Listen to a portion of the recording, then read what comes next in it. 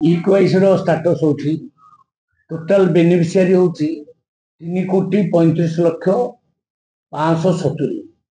ତା ଭିତରୁ 2,54,59,886 କମ୍ପ୍ଲିଟ୍ ହେଇସାରିଛି E-KYC।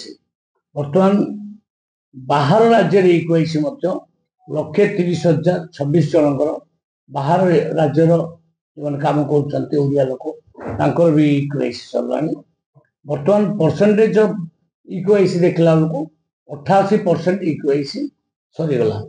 ତ ବର୍ତ୍ତମାନ ପେଣ୍ଡିଂ ଅଛି 40,40,684 ଜଣ, କିନ୍ତୁ ବର୍ତ୍ତମାନ ସମୟ ରହିଲା ଆଉ ମାତ୍ର 3 ଦିନ ବା 4 ଦିନ। ତ ତାରି ଭିତରେ ମୁଁ ଭାବୁଛି ଅନ୍ୟମାନେ କରିନେବେ।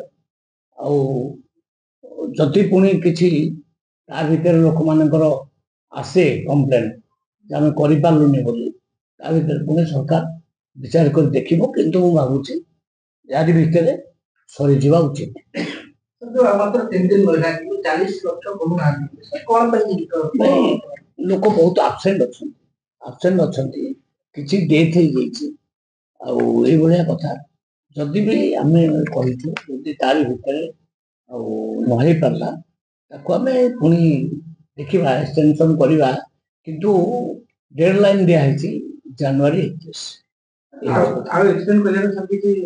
ନାଇଁ, ଯଦି ବାଇଚାନ୍ସ କିଏ କରିପାରିନଥିବ ସେ ଆମକୁ ଜଣେଇଲେ ଲିଖିତ ଆକାରରେ ଆମେ ତା ଉପରେ ବିଚାର କରିବୁ, ନହେଲେ ଏକ୍ସଟେନସନ୍ କରିବାର କୌଣସି କାରଣ ନାହିଁ।